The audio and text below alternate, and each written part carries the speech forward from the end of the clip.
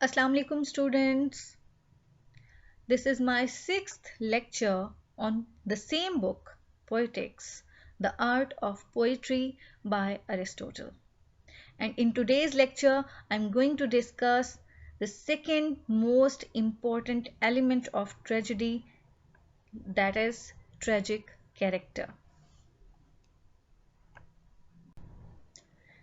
As I told you that character is the second most important in the elements of tragedy. हमने tragedy के elements पढ़े थे in previous lectures, मैंने आपको ये डिटेल में पढ़ाए हैं. तो इससे पहले हमने सिर्फ plot को complete किया है और अब इस lecture में हम character को in detail पढ़ेंगे. तो character जो है in objects of tragedy, it is on the second number.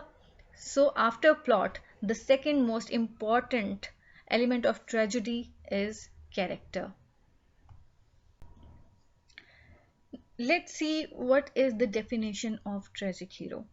According to Aristotle, a tragic hero is one who is neither a paragon of virtue and justice nor undergoes the change to misfortune through any real badness or wickedness, but because of some mistake.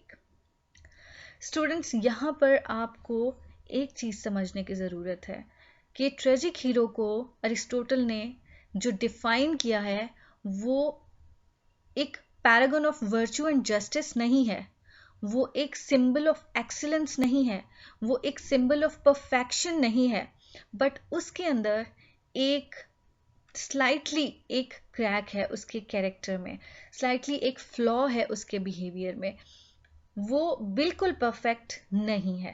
ठीक है. See a tragic hero is one who is neither a paragon of virtue and justice, कि वो एक perfection का symbol नहीं है, nor undergoes the change to misfortune through any real badness और wickedness. Wickedness means the evil, the corrupted soul. So he is not an incarnation of evil. He is not a bad person. He is not a wicked person. उसका जो misfortune आएगा वो उसके wickedness और उसके badness की वजह से नहीं आएगा. वो एक symbol भी नहीं है virtue का, ठीक है, वो एक symbol भी नहीं है perfection का, और ना ही उसकी misfortune उसके बैडनेस की या विकेडनेस की वजह से आएंगी, but because of some mistake. लेकिन एक उसके बिहेवियर में, उसके कैरेक्टर में एक ऐसा फ्लॉ होगा जिसकी वजह से उसका डाउनफॉल होगा. ठीक है.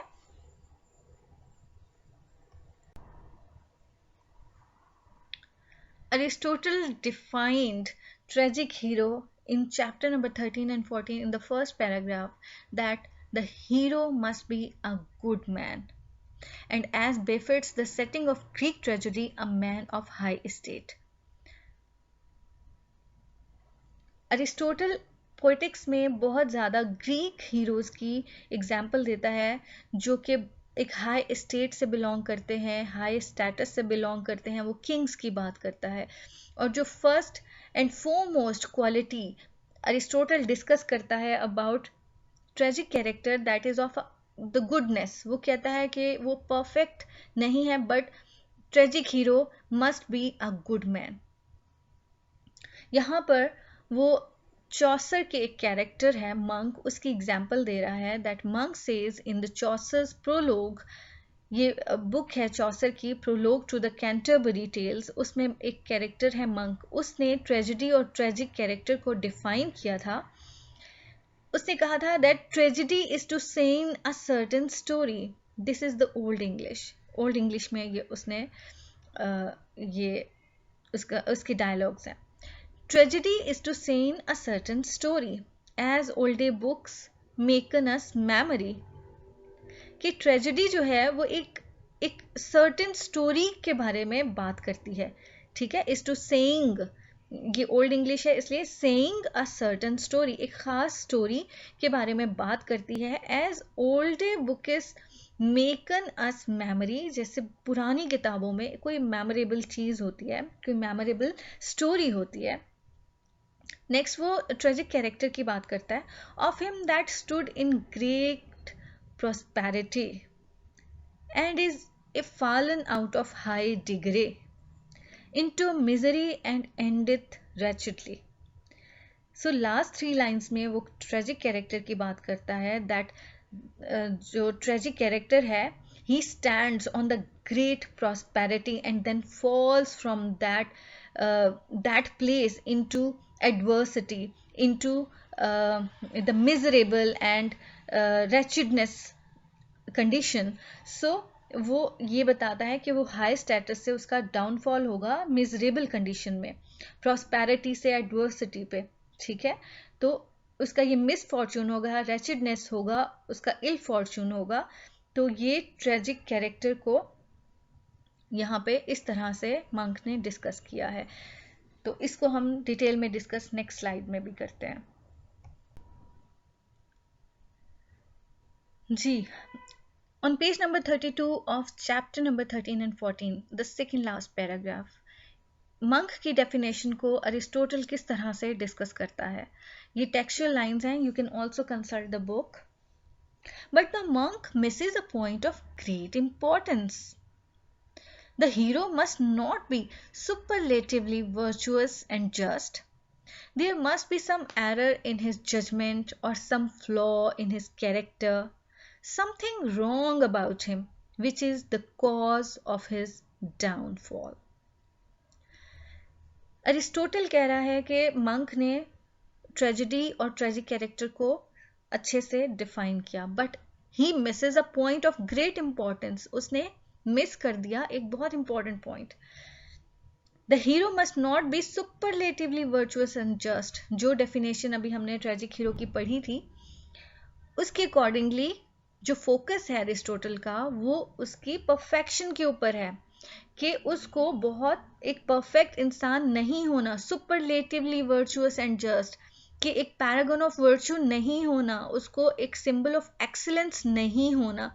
There must be some error in his judgement. उसकी पर्सनैलिटी में एक फ्लॉ का होना ज़रूरी है, ठीक है. उसके कैरेक्टर में एक फ्लॉ का होना ज़रूरी है. समथिंग रॉन्ग अबाउट हिम, एक ऐसा फ्लॉ जो इसके डाउनफॉल का सबब बने, ठीक है, which is the cause of his downfall. तो उसका जो डाउनफॉल होगा वो उसके उस एरर की वजह से, उसके उस फ्लॉ की वजह से होगा. Clear? But we must never feel that he deserve it. अब ये कितने मज़े की बात है कि उसका फ्लॉ होगा, लेकिन वो फ्लॉ इतना बड़ा नहीं है कि हम ये कहें कि उसकी जो सफरिंग्स हैं वो सफरिंग्स को डिज़र्व करता है. But we must never feel that he deserve, कि उसका फ्लॉ तो इतना माइनर है और उसका डिज़ास्टरस एंड जो है वो उस फ्लॉ के हिसाब से अगर देखा जाए उसके अकॉर्डिंगली, तो वो डिज़ास्टरस एंड जो है वो बहुत एक्सट्रीम पे है, जबकि उसका फ्लॉ इतना नहीं होगा. तो ये जो आयरनी है, ट्रेजिक आयरनी, यही जो ट्रेजिडी की सक्सेस का बायस बनेगी कि एक पर्सन जो इतना डिजर्व नहीं करता, लेकिन उसको उसकी उस फ्लॉ के हिसाब से बहुत ज़्यादा उसको सफरिंग्स आएंगी या उसका डिजास्टरस एंड होगा. It must be a venial error, a little rift with in the lewd. Now Aristotle is saying that कि वो जो फ्लॉ है, that flaw is a venial error. Venial means pardonable, forgivable.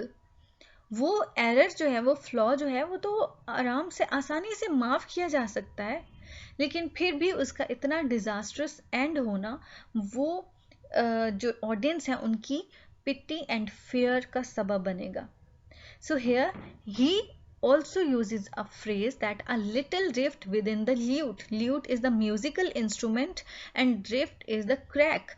वो कहता है जिस तरह म्यूजिकल इंस्ट्रूमेंट पूरा ठीक होता है, लेकिन उसमें एक स्लाइटली क्रैक होता है जो कहीं ना कहीं म्यूजिक में अपनी प्रेजेंस शो करता है कि ये क्रैक है. उसकी वजह से म्यूजिक बहुत हल्का सा अफेक्ट होता है, लेकिन उसकी ब्यूटी बरकरार रहती है. इसी तरह जो ट्रेजिक कैरेक्टर है उसकी भी ब्यूटी वैसे ही बरकरार रहेगी, लेकिन वो फ्लॉ जो है, जो एरर जो है, वो लिटिल रिफ्ट की तरह है, एक स्लाइटली क्रैक की तरह है जो उसको बहुत ज़्यादा नुकसान नहीं देता. यहाँ पे एग्जाम्पल्स हैं. The jealousy of Othello. अब jealousy is not a very heinous crime, ये कोई बहुत बड़ी बात नहीं है, एक स्लाइटली एरर है ना.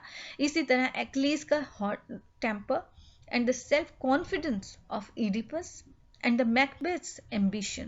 These are all examples of the venial error, and they are also considered as the little rift in the lute.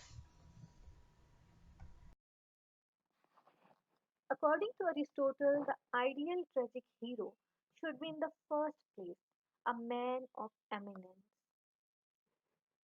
Means कि जो ट्रेजिक हीरो है वो एक एमिनेंट कैरेक्टर है, इम्पोर्टेंट कैरेक्टर है, उस जैसा कोई और कैरेक्टर नहीं है. फर्स्ट प्लेस का मतलब ये है कि उस कैरेक्टर को प्रायोरिटी पे रखना है, हाई स्टेटस पे रखना है, मतलब फॉरमोस्ट कैरेक्टर है, इम्पोर्टेंट कैरेक्टर है, ठीक है, बाकी कैरेक्टर्स के मुकाबले में. The action of an eminent man would be serious, complete, and of a certain magnitude as required by Aristotle. अब ये लाइन आपको याद कराएगी वो लाइन जो हम प्लॉट में पढ़ चुके हैं. प्लॉट में serious, complete end of a certain magnitude का वर्ड हम डिटेल से पढ़ चुके हैं कि सीरियसनेस क्या है, कंप्लीट किस तरह से है, और एक पर्टिकुलर और सर्टेन मैग्नीट्यूड किस तरह से है. जो क्राइटेरिया हमने प्लॉट का डिस्कस किया था वही क्राइटेरिया यहाँ पे ट्रेजिक हीरो का है, क्योंकि वो प्लॉट भी तो उस हीरो की कहानी सुना रहा है. So that eminent man would be serious, a serious action होगा, उसका डिजास्टरस एक्शन होगा, and it should be complete, means with a proper beginning, middle and end, and of a certain magnitude, कि उसकी लेंथ जो होगी वो required उतनी होगी जिसमें वो एक्शन कंप्लीट हो सके with proper beginning, middle and and. उसको ड्रैग ना करे, उसको लंबा ना करे, जिस तरह से अरिस्टोटल ने चाइनीज प्लेस की एग्जाम्पल दी थी जिसके एंड तक आते आते आप उसकी बिगिनिंग भूल चुके होते हैं. So the hero should neither be a villain nor a wicked person for his fall, otherwise his death would please and satisfy our moral sense without generations the feelings of pity, compassion and fear. Aristotle कहता है that the hero should be neither a villain or a wicked person, कि वो villain भी ना हो, एक morally corrupt person भी ना हो, इनकारनेशन ऑफ इविल ना हो. अगर वो ऐसा होगा तो उसकी जो सफरिंग्स हैं वो हमें प्लीज करेंगी, सेटिस्फाई करेंगी, हम खुश होंगे कि हाँ वो ये डिजर्व करता था. इसलिए वो हमारे अंदर वो फीलिंग्स, वो पिटी, कंपैशन एंड फियर की जो फीलिंग्स हैं वो भी जनरेट नहीं करेंगी. तो इस तरह जो ट्रेजेडी है उसका सारा जो एम है वो खत्म हो जाएगा. इसलिए hero should be a good person, and you, the audience, and you will feel pity, compassion and fear for him. The next one is, therefore the ideal tragic hero should be basically a good man with a minor flaw or tragic trait in his character. तो जो tragic ideal tragic hero है उसको good होना बहुत जरूरी है with a minor flaw, that is the tragic trait in his character. So the entire tragedy should issue from this minor flaw or error of judgment. तो जो हमने tragic flaw को पढ़ा था वो बेसिकली ट्रेजेडी उसी से मर्ज होती है, इमर्ज होती है, उसी से डेवलप होती है, इस इशू से, विद दैट स्पेसिफिक फ्लॉ, जो उस फ्लॉ के ऊपर पूरी ट्रेजेडी बेस कर रही होती है. That flaw is the error of judgement.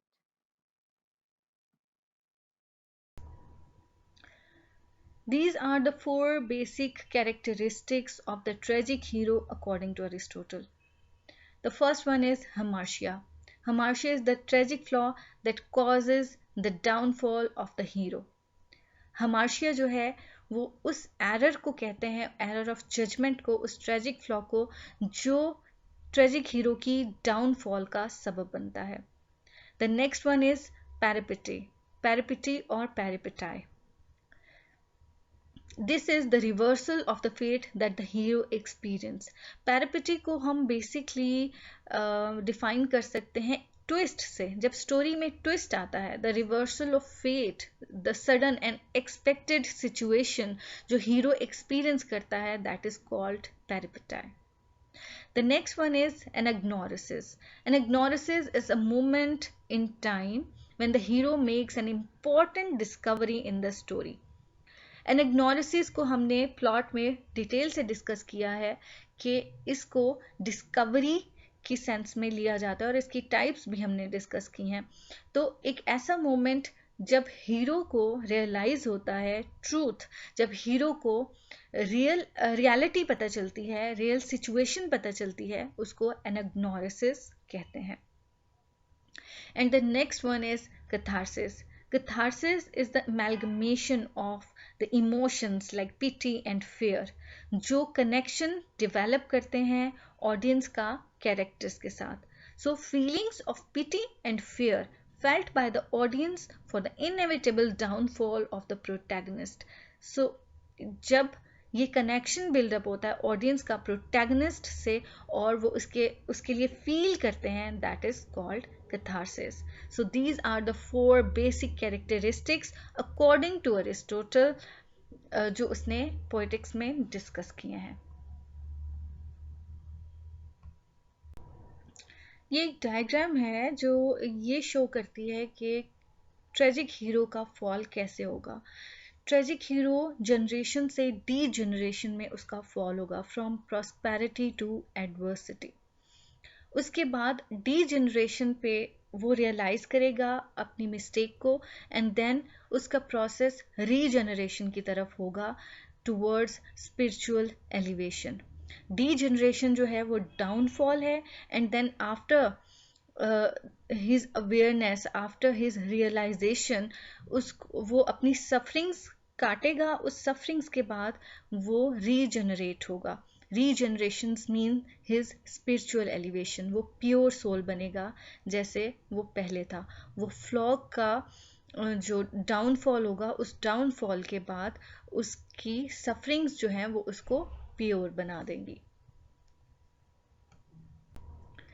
These are some common characteristics of tragic hero जो सब जो authors हैं उन्होंने जो tragic hero को जिस तरह से present किया या portrait किया, तो उसमें ये सब characteristics शामिल हैं.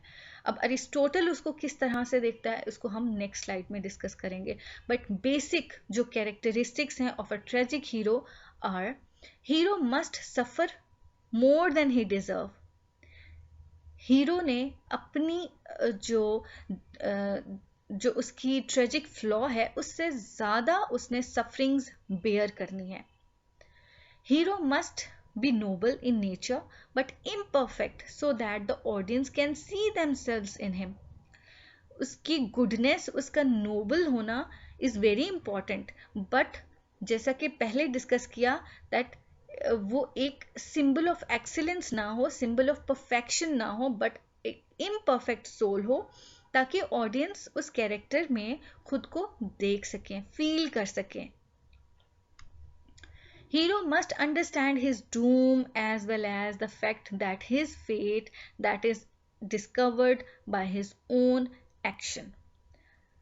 अब हीरो को अपनी डूम मीन्स फेट जो अपनी फॉर्च्यून है उसके बारे में अंडरस्टैंडिंग हो, as well as the fact that his fate that is discovered by his own action. उसको ये भी पता हो कि ये उसके एक्शंस की वजह से ये फेट आई है, ठीक है, उसने परफॉर्म किया है, उसके एक्शंस जो हैं वो ही उसकी डाउनफॉल का सबब बनेंगे. बट इसमें फेट का कैरेक्टर यही होगा कि वो उसको रियलाइज करे दैट इट इज़ अनएविटेबल, इसको वो अवॉइड नहीं कर सकता था. Hero's fortune should arouse fear and empathy. Pity and fear का जैसे कि हमने डिस्कस किया कि वो एक एमैल्गमेशन है जो फीलिंग्स का, वो ज़रूर फील करना चाहिए ऑडियंस को. Empathy means that audience should share the feelings of pity and fear with the protagonist.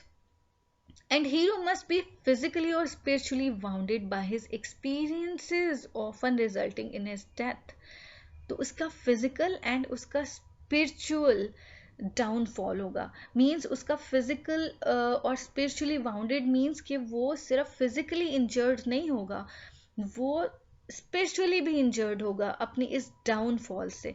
तभी उसका रीजनरेशन प्रोसेस स्टार्ट होगा, that is the spiritual elevation. तो उसका फिजिकल डेथ भी हो सकती है, जो उसकी स्पिरिचुअल एलिवेशन मीन्स कि उसने जो उससे जो कोताही हुई थी, जो फ्लॉ हुआ था, जो गलती हुई थी, तो उसका वो जो सफरिंग्स है in the form of death bear करेगा उसकी सफरिंग्स। तो इसके लिए उसकी स्पिरिचुअल एलिवेशन होगी। तो बाय द एंड हम उस हीरो के साथ सिंपैथी तभी फील करेंगे कि उसका एक माइनर सा ट्रेजिक फ्लॉ का इतनी बड़ी पनिशमेंट नहीं मिलती थी कि उसको डेथ हो जाती। तो इसलिए उसकी स्पिरिचुअल और फिजिकल जर्नी होगा in that tragedy. Now, these are the four qualities according to Aristotle that he has discussed in chapter number 15. इससे पहले we have discussed the common traits of tragic hero, the common characteristics of tragic hero. Last slide में हमने common characteristics पढ़ी है ना, but here in this slide I am going to discuss the characteristics that are presented by Aristotle in the Poetics. According to Aristotle, the ideal tragic hero must have, he should have these all the four qualities. The first one is hero should be good. Second, hero should be appropriate. Third one, he should be like reality or true to nature. And the fourth one is that he should be consistent. Common traits जो हैं वो इन सब में cover हो जाती हैं, जो हमने प्रीवियसली पढ़ी हैं, जो बाकी ऑथर्स ने बताई हैं। But Aristotle ideal tragic hero को इन 4 क्वालिटीज के थ्रू प्रेजेंट कर रहा है और इनको डिस्कस कर रहा है। So let's discuss all these 4 qualities one by one. This is now the first characteristics according to Aristotle, that hero should be good. Goodness की यहाँ पे different interpretation है. The first one is that goodness is a basic sympathy that reader feels for hero. So goodness जो है वो एक basic sympathy create करता है, एक relationship, एक link create करता है between the reader and the hero, between the audience and the hero, and it also evoke the tragic emotions. ये गुडनेस ही है जो आपके कथारसिस को डेवलप करती है, आपकी कथारसिस, आपके emotions, pity and fear, compassion, ये फेयर जो है वो इवोक करती है, क्योंकि कैरेक्टर जो है वो जेन्युइन गुड कैरेक्टर है, रियल कैरेक्टर है। ठीक है। सेकेंड एक इसमें पॉइंट था जो मैंने यहाँ पे ऐड किया है कि अरिस्टोटल ने कहा है कि entirely wicked character have no place except it is necessary for plot. Greek tragedy में कोई विकेट कैरेक्टर का कॉन्सेप्ट नहीं था, इविल कैरेक्टर का कॉन्सेप्ट नहीं था। तो वो कहता है, अरिस्टोटल कहता है कि there is no place of the wicked character in tragedy, but in modern tragedy, in Shakespeare tragedy, there is a concept of villain. ठीक है, वहां पे विलन है ना, the incarnation of evil, and there is a tug of war between the good and evil. तो वो plot के लिए नेसेसरी है, तो वहां पे ये एलिमेंट है। But in Greeks you will not find any wicked character. The third one, goodness is not coloured with direct didacticism. Direct didacticism means के ये गुडनेस जो है ये प्रीचिंग के लिए नहीं है, तबलीग के लिए नहीं है, आपको सिखाने के लिए नहीं है, but it represent the tragedy of the character के प्लॉट में है और ट्रू टू लाइफ है और रिप्रेजेंट करी है हमारे ओरिजिनल लाइफ को। तो इसलिए इसका मकसद जो है, जैसे लास्ट लाइन में लिखा है, the pagan idea of virtue, ये उस तरह से रिलीजियस नहीं है, इसकी प्रीचिंग नहीं है। ठीक है। So Greek sense of goodness means the habitual possession of one or more separate virtues. तो ग्रीक सेंस में जो गुडनेस है that is habitual possession, like habitual कि आपकी इन प्रैक्टिस हो, आपकी नेचर में हो, आप पोजेस करते हो वो गुडनेस। और वो गुडनेस जो है वो कोई भी वर्च्यू हो सकती है, एक हो सकती है, सब हो सकती हैं, like the courage, liberation, magnificence, gentleness, truthfulness and friendliness. Last line जो है रिलेट करती है थर्ड वन से, that is different from what we mean by it today, कि आज के दौर में जो गुडनेस की डेफिनेशन है that is totally different from the definition of Aristotle. So here he gives the reference of the pagan idea of virtue, कि जिन जो पेगन्स थे, पेगन्स ने क्राइस्ट को रिकग्नाइज नहीं किया था ना, तो इट मीन्स कि वो उस तरह से उन कैरेक्टर्स की तरह नहीं है. It demands the strength and intensity of the character rather than purity of soul. तो ये कैरेक्टर की एक फिजिकल नेचर का पार्ट है, ये सोल से कम रिलेट करता है, बल्कि आपकी फिजिकल, आपकी अपीयरेंस पे ज़्यादा फोकस करता है. Now this is the second quality, that is appropriateness. Hero should be appropriate. The character should be true to the characteristics of their particular age, profession, class or status. जो character आप as a tragic hero देखेंगे तो उस character का एक as, उसकी profession, उसका class, उसका स्टेटस, ईच एंड एवरीथिंग उसका अप्रोप्रिएट होना चाहिए. आप किसी टीनेजर को ट्रेजिक हीरो नहीं बनाते, ठीक है, उसमें मेच्योरिटी होती है, उसकी generation, D generation and regeneration का जो प्रोसेस है, उसके लिए उसका अप्रोप्रिएट एज का होना जरूरी है. उसके प्रोफेशन का, क्योंकि वो मैन इन एक्शन है, ठीक है, जैसे नेक्स्ट लाइन में इंडिविजुअलिटी है, they are individual at the same time but they are man in action as represented in tragedy. तो उसका प्रोफेशन जो हो वो प्रेजेंट करे कि वो एक बहुत एक्टिव पर्सन है, बहुत प्रोफेशनल पर्सन है, और बहुत उसको आइडियलाइज किया जाए, वो इस तरह से उसमें इंडिविजुअलिटी हो, बाकी कैरेक्टर से डिफरेंट हो और उनसे बहुत हाई स्टेटस में हो. उसकी क्लास, उसका स्टेटस जो है वो एक इंडिविजुअल हो, सेपरेट हो बाकियों से. बाकी जो कैरेक्टर्स हैं वो उस जैसे ना दिखें, उसमें इंडिविजुअलिटी होनी चाहिए.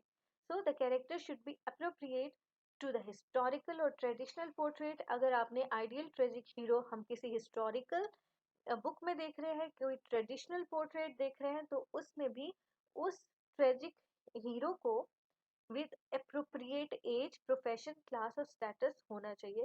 For example Oedipus Rex. Oedipus को रेक्स को जब किंग बना तो वो एक मेच्योर एज में था. उसके सारे एक्शंस बहुत ज्यादा डिफरेंट थे कॉमन पर्सन से. इंडिविजुअल थे ना, वो खुद भी एक इंडिविजुअल पर्सन था, इंडिविजुअलिटी थी कि वो एक कॉमन पर्सन नहीं था. उसने रिडल सॉल्व किया, उसने स्फिंक्स को खत्म किया, उसने जो बाकी उसकी कॉमन मैसेज हैं उनकी हेल्प की, फ्रेंडली था, बहुत कंसर्निंग था, काइंड था. तो ये सारी क्वालिटीज, उसकी क्लास, स्टेटस, प्रोफेशन, एज, ये सारी अप्रोप्रिएट होना बहुत जरूरी है. Now this is the third characteristics, that hero should be like reality or true to life. Reality जो है वो इन रियल सेंस कहा गया है, जिसमें कोई भी फेकनेस ना हो, जिसमें कोई भी आर्टिफिशियलिटी ना हो, इसलिए उसको ट्रू टू लाइफ बनाया जाए, उसको ओरिजिनल बनाया जाए. Like true to life means original. Original means कि वो फेक नहीं है, आर्टिफिशियल नहीं है. जिस तरह से यहाँ पे कह रहा है अरिस्टोटल एग्जाम्पल दे रहा है, that true to the personage in history और लेजेंड्स. लाइक जो हमारे लेजेंड्स हैं, हमारी हिस्ट्री में जो पर्सन्स हैं, इम्पॉर्टेंट पर्सन हैं, हाई एस्टीम्ड पर्सन हैं, उनको एज इट इज़ प्रेजेंट किया जाए. उसमें कोई भी फेकनेस ना हो, उसमें कोई भी आर्टिफिशियलिटी ना हो. तो ट्रेजिडी को भी इसी तरह प्रेजेंट करना चाहिए, original and true to life. Next वो जो बात कर रहा है, that it should curtail the freedom of creative artist. curtail means to reduce.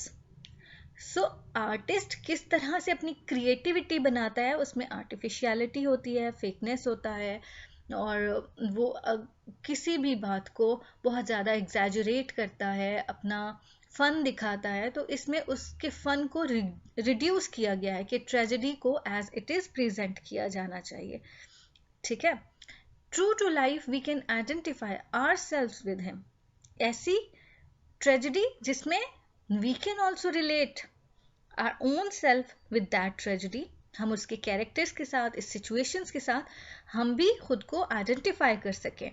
We do not see the character as we see ourselves, अगर हम उस कैरेक्टर को, उस कैरेक्टर में खुद को नहीं ढूंढते, उस सिचुएशन में खुद को नहीं ढूंढते, then the tragic emotions of pity and fear become irrelevant. Then जो catharsis का element है वो ही develop नहीं होगा, pity and fear he develop नहीं होगा। जब हम उसको खुद से relate नहीं करेंगे तो हम उसको feel ही नहीं कर सकते। So this characteristics is very important. Now this is the fourth characteristics of ideal tragic hero according to Aristotle, and this is consistent. Now consistency means the character must be seen as whole and consistent from beginning till end. जो tragic hero है, जो tragic character है, वो through out the play consistently audience के सामने रहे, beginning till and, और वो कैरेक्टर इतना स्ट्रांग हो कि वो एज अ होल उसको अंडरस्टैंड कर सके। होल की डेफिनेशन हमने क्या ली थी कि उसके सब पार्ट्स, उसकी सब ट्रेट्स, उसकी सब कैरेक्टरिस्टिक्स, चाहे वो गुड हैं चाहे बैड हैं, वो ऑडियंस के सामने रहें एज अ होल। ये नहीं हो कि उसका एक एक्ट में एक कैरेक्टर सामने है और दूसरे एक्ट में वो स्किप हो जाता है और तीसरे एक्ट में तीसरे न्यू कैरेक्टर के साथ वो कैरेक्टर या ट्रेजिक हीरो इमर्ज होता है, इस तरह से ना हो। Whole means that all the parts, all the characteristics, all the elements are linked together, and consistent means कि beginning till end वो consistency के साथ उस play में रहे, ठीक है। The second point, that there must be a uniformity in behavior in him. Uniformity in behavior means कि उसकी behavior में जो goodness है वो उसमें, और उसकी जो दूसरा उसका जो फ्लॉ है वो उसमें इतना मर्ज हो कि इतना स्टार्किंग डिफरेंस ना लगे कि देखें इसमें ऑडियंस पहचान सके कि ये इसमें गुडनेस है और ये इसमें बैडनेस है, कि इसका फ्लॉ क्या है, ठीक है। उसके फ्लॉ जब है वो आपको पैरापिटी में या एनाग्नोसिस में वो डिस्कवर करेंगे कि हाँ वाकई, बट ये इतना फ्लॉ नहीं था कि इतना बड़ा उसका डिजास्टर हो। तो इसलिए यूनिफॉर्मिटी मीन्स कि उसकी गुडनेस और उसकी बैडनेस, उसकी जो कैरेक्टरिस्टिक्स हैं, उसका जो बिहेवियर है, उसकी जो पर्सनैलिटी है, उसमें इतनी यूनिफॉर्मिटी हो कि वो जो बैडनेस है वो इतनी मर्ज्ड हो गुडनेस में कि वो इतनी बैड या इविल या विकेड क्वालिटी ना लगे। आई होप आपको समझ आ गया होगा। जैसे इंसान के अंदर अच्छाई और बुराई दोनों होती है, लेकिन हम कहते हैं कि ये एक अच्छा इंसान है, इट मीन्स कि उसकी अच्छाइयाँ जो हैं उसकी बुराई पे गालिब हैं। मीन्स के वो परफेक्ट नहीं है, बट वो भी उसके अंदर अच्छाई बुराई दोनों है, लेकिन क्योंकि मेजॉरिटी उसका ज़्यादा इखलाक अच्छा है, उसकी जो पर्सनालिटी का जो मेजर एस्पेक्ट है वो गुड है, तो फिर हम उसको गुड कैरेक्टर समझेंगे। इसलिए ये यूनिफॉर्मिटी होती है कि उसकी बैडनेस जो है वो एक अलग से ना लगे कि जब वो बैड कैरेक्टर सामने आए तो आप उसकी गुडनेस भूल जाएं, ठीक है। So there has to be probability or necessity in the characters, action and words. हमने ये टर्म प्लॉट में डिटेल से पढ़ी है, द लॉ ऑफ प्रोबेबिलिटी और नेसेसिटी।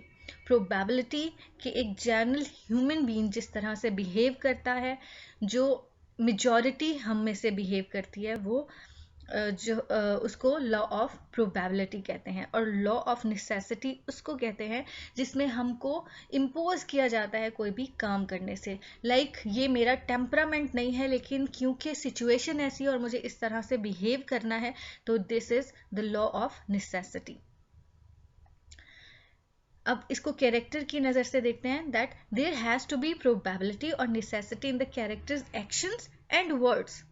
उसके एक्शन, ट्रेजिक हीरो के एक्शन और उसके वर्ड इस लॉ को ओबे कर रहे हो, इस लॉ को प्रेजेंट कर रहे हो कि उसकी जो एक्शंस हैं, उसके जो वर्ड्स हैं, वो सब एक जनरल ह्यूमन बीइंग की तरह भी हो और कुछ इम्पोज भी हो कि वो इस तरह का है नहीं, लेकिन उसको इस तरह से बिहेव करना पड़ता है, ठीक है, इम्पोज्ड है। सो लास्ट पॉइंट देखें, ही शुड बी कंसिस्टेंटली इनकंसिस्टेंट। ये बहुत इंपॉर्टेंट, बहुत मजे का कॉन्सेप्ट है, क्योंकि देखें, कंसिस्टेंटली इनकंसिस्टेंट, कंसिस्टेंट तो वो है अपनी अपनी कैरेक्टर के हिसाब से कंसिस्टेंट है ना, from beginning till and, but inconsistent that imperfection. उसका जो फर्स्ट एक्ट में आपने जो उसके अंदर फ्लॉ देखा है, वो टिल द एंड आप देखेंगे that is inconsistent. So he should be inconsistently inconsistent. Hamartia is an important term जिसको अरिस्टोटल ने बहुत ज़्यादा डिटेल से डिस्कस किया है, इसलिए मैं भी इसको डिस्कस करना चाह रही थी for the clarity of the concept. ये टर्म हमने पहले यूज़ की है बहुत सारी स्लाइड्स में। तो हमार्शिया क्या है? According to Aristotle, hamartia is not a moral failing, उसकी मोरालिटी का फ्लॉ नहीं है। जब अरिस्टोटल ने ये वर्ड यूज़ किया हमार्शिया, तो इसकी बहुत ज़्यादा इंटरप्रिटेशंस निकली, बट द वन इंटरप्रिटेशन जिसके ऊपर तमाम क्रिटिक्स अग्री हुए, that is of tragic flaw, as the term tragic flaw is implied by a critic Bradley. Bradley ने ये टर्म इंटरप्रेट की हमार्शिया को एज अ ट्रेजिक फ्लॉ।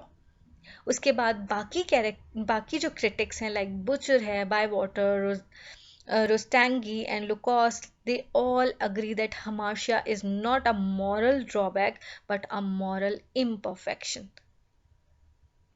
ठीक है, मोरालिटी में फ्लॉ नहीं है, but he is the imperfect person. उसके कैरेक्टर में एक फ्लॉ है जो उसकी डाउनफॉल का सबब बनेगा। So what Aristotle means that it as some error in judgement, कि hamartia is an error in the judgment, that the fall of the hero comes about not because of some depravity but from some error on his part, कि किसी moral corruption की वजह से नहीं आ रहा downfall, but because of the error in the judgement. एक छोटी सी गलती, एक गलत फहमी, एक जजमेंट, आपकी ऑब्जर्वेशन में कोई कोताही कि जो उसकी डाउनफॉल का सबब बने। So this is what hamartia is. Now in the next slide I'll discuss it with more detail. Now see that how hamartia um, arises in different ways. Hamartia is an error or miscalculation, as we discussed in the previous slide. इसको error of judgment कहा है, इसको tragic flaw कहा है, और इसको miscalculation कहते हैं। अब वो किस तरह से ये इमर्ज होती है in tragedy? First, it may be derived from an ignorance of some material fact or circumstances. ये हमार्शिया जो है, ये कैरेक्टर इसको इग्नोरेंटली प्ले करता है, इग्नोरेंटली एक्ट करता है, बगैर हकीकत को जाने। फैक्ट्स क्या है, फैक्चुअल सर्कमस्टांसेस क्या है, रियलिटी क्या है, इसको जाने बगैर जो परफॉर्म करता है, जो एक्शन करता है, वो हमार्शिया के सर्कल में आते हैं, वो हमार्शिया कहलाते हैं। फॉर एग्जाम्पल, उथैलो अगर आपने पढ़ा है, उथैलो की एग्जाम्पल भी है, जब उसको हैंडकरचीफ आयागो जो कि विलन था, जो हैंडकरचीफ टोकन ऑफ लव था बिटवीन उथैलो एंड डेस्डेमोना, जब उसको आयागो चोरी करवा के कैशियो को देता है और ये प्रिटेंड करता है ओथेलो से कि वो डेस्डेमोना के साथ अफेयर में है, तो ओथेलो एक as an ignorant person without knowing the fact वो जो एक्ट परफॉर्म करता है in jealousy, that is his hamartia. Same is the case with Oedipus, that Oedipus do not try to find out the facts when he leaves Corinth कि उसके real parents भी हैं कि नहीं जिनको वो छोड़ के या अपने fate से भाग रहा है, वो उसके real parents भी हैं कि नहीं. The second way of hamartia is it may arise from a hasty or careless view of given situation. Hasty nature हम सब की है, ठीक है, we all are human. तो केयरलेस भी हैं, हेस्टी भी हैं, बट ह्यूमन जो ट्रेजिक कैरेक्टर है उसका हमार्शिया इस तरह से भी इमर्ज होता है with hasty and careless nature. Like Othello ने किस तरह से किया that the error is avoidable but hero do not avoid it. उसने उसको अवॉइड नहीं किया, जेलसी था, उसने फैक्ट्स नहीं किए, उसने बहुत जल्दी में आके डेस्डेमोना का मर्डर कर दिया विदाउट नोइंग द फैक्ट्स. और उसका केयरलेस बिहेवियर था ना. अगर वो फैक्ट्स मालूम करता तो वो कोई बड़ी बात नहीं थी, but he that error is avoidable, उसको अवॉइड कर सकता था, उसको डिले कर सकता था, लेकिन उसने डिले नहीं किया और उसने जल्दी में आके अपनी केयरलेसनेस की वजह से जल्दी में आके विदाउट नोइंग द फैक्ट उसने डेस्टिमोना का कत्ल कर दिया. And the third way, it may committed voluntarily though not deliberately. Deliberately means or conscious act. Voluntarily means के हमको वो कहा जाए कि ठीक है हम कर सकते हैं और नहीं भी कर सकते. ठीक है, वॉलंटरली में हमारी फ्री विल जो है वो यूज होती है, उसका करना ना करना हमारे हाथ में है. बट डेलिब्रेट मीन्स के कॉन्शियस एक्ट है. ठीक है. अब ये यहाँ पे अरिस्टोटल एक डिबेट करता है that it may committed voluntarily, that with the free will, not the conscious act. For example, Lear commits such an error when he banished Cordelia. जब किंग लेयर ने अपनी तीनों बेटियों को बराबर में प्रॉपर्टी डिवाइड नहीं की और पहली दो बेटियों के बीच में प्रॉपर्टी डिवाइड की और थर्ड वन को उसने बैनिश कर दिया, उसने कंट्री से निकाल दिया, उसकी शादी कर दी without giving her anything, neither property not his well wishers. उसने उसको कुछ भी नहीं दिया, दुआएं भी नहीं दी. तो ये एक वॉलंटरली एक एक्ट था, नॉट डेलिबरेटली. और आप यहाँ पे इस चीज पे फोकस करें कि जो फर्स्ट है इग्नोरेंस ऑफ सम मटेरियल और fact, ignorance of the fact, secondly hasty and careless behaviour, third is voluntarily. ये अगर हमाशिया देखा जाए तो ये एक फ्लॉ है, एक माइनर फ्लॉ है. It is not a serious flaw in the character of hero.